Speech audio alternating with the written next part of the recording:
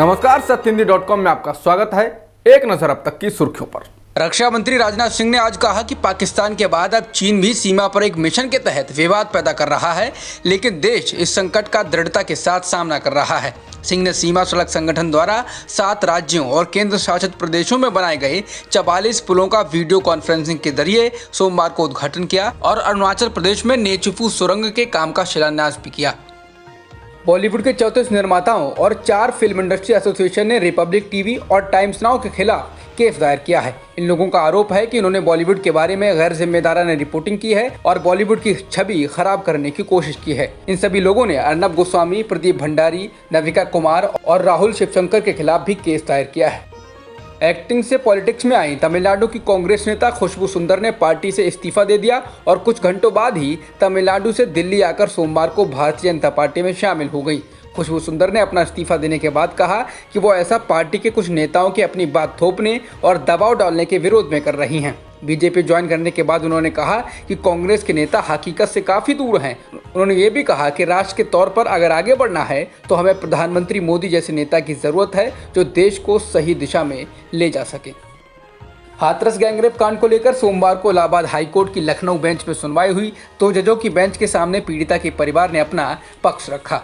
पीड़िता के परिवार में माता पिता और 3 भाई कड़ी सुरक्षा के बीच पहुंचे। साथ ही उत्तर प्रदेश सरकार की ओर से भी कई अधिकारी अदालत में मौजूद रहे। अदालत की ओर से इस मामले का स्वतः संज्ञान लिया गया था, जिसमें परिवार और सरकार का पक्ष पूछा गया था। बिहार की राजधानी पटना के करीब बक्सर में महिला से हैवानियत और उसके मासूम बच्चे की हत्या का मामला सामने आया है। पुलिस ने बताया कि बक्सर में एक दलित महिला के साथ आरोपियों ने गैंगरेप किया और विरोध करने पर उसे और उसके 5 साल के बच्चे को एक नहर में फेंक दिया। पीड़ित महिला का बक्सर के सदर अस्पताल में इलाज चल रहा है। मामले में 7 आरोपी हैं, जिनमें से अभी 1 गिरफ्तार किया जा सका है। वहीं उसके अलावा बस 2 आरोपियों की पहचान हो पाई है।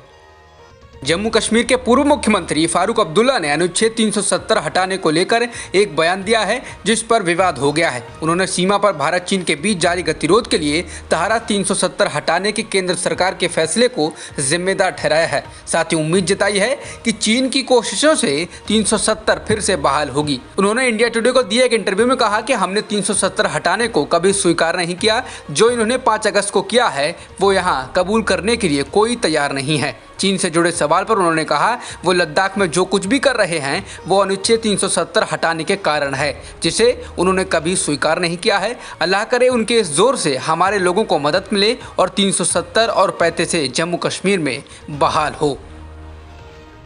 केंद्र सरकार ने अर्थव्यवस्था में मांग को बढ़ाने के लिए आज कई ऐलान किए हैं। वित्त मंत्री निर्मला सीतारमण ने आज एक प्रेस कॉन्फ्रेंस में कहा कि अर्थव्यवस्था में मांग को बढ़ाने के लिए कई कदम उठाए जा रहे हैं। मांग को प्रोत्साहित करने के लिए सरकार उपभोक्ता खर्च और पूंजीगत व्यय बढ़ाने के उपाय कर रही है। सरकार LTC कैश वाउचर्स और फेस्टिवल एडवांस स्कीम लेकर आई है।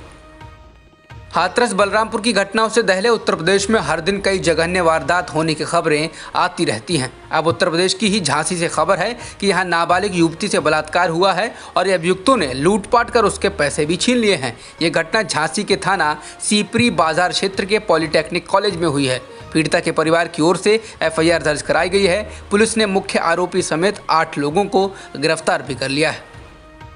सुशांत सिंह राजपूत की मौत के मामले में रिया चक्रवर्ती के खिलाफ लगाए गए आरोप एक के बाद एक झूठे साबित हो रहे हैं। अब एक और दावा झूठा साबित हुआ है। रिया चक्रवर्ती के पड़ोस में रहने वाली महिला ने उन पर सुशांत की मौत से एक दिन पहले फिल्म अभिनेता से मिलने का आरोप लगाया था, लेकिन वह अपने इस आरोप को CBI के सामने साबित नहीं कर सकी हैं। महिला ने यह दावा टेलीविजन चैनलों से बातचीत में किया था। महिला ने अब कहा है कि 13 जून को उसने सुशांत को रिया को उसके घर पर ड्रॉप करते नहीं देखा।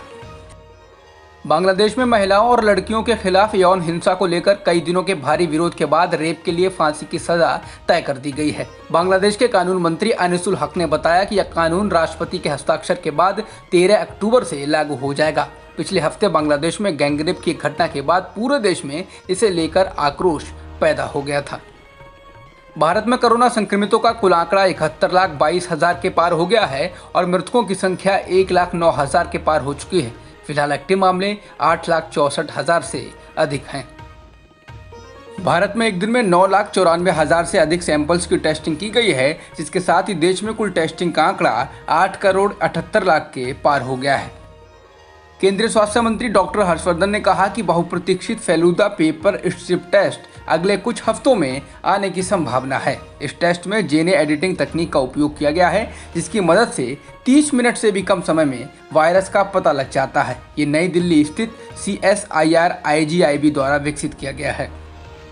जॉन्स हॉपकिंस यूनिवर्सिटी के अनुसार दुनिया में संक्रमितों का आंकड़ा 3 करोड़ 75 लाख के पार हो गया है और मृतकों की संख्या 10,77,000 के पार हो चुकी है। वहीं वर्ल्डोमीटर्स वेबसाइट के मुताबिक दुनिया में अब तक 2 करोड़ 83 लाख लोग ठीक भी हो चुके हैं।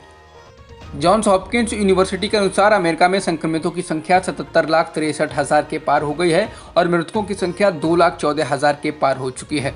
इसके अलावा ब्राजील में कुल संक्रमितों का आंकड़ा 50,94,000 के पार हो गया है और मृतकों की संख्या 1,50,000 के पार हो गई है। अब तक की खबरों में इतना ही। बाकी खबरों के लिए बने रहिए सत्यहिंदी.com के साथ।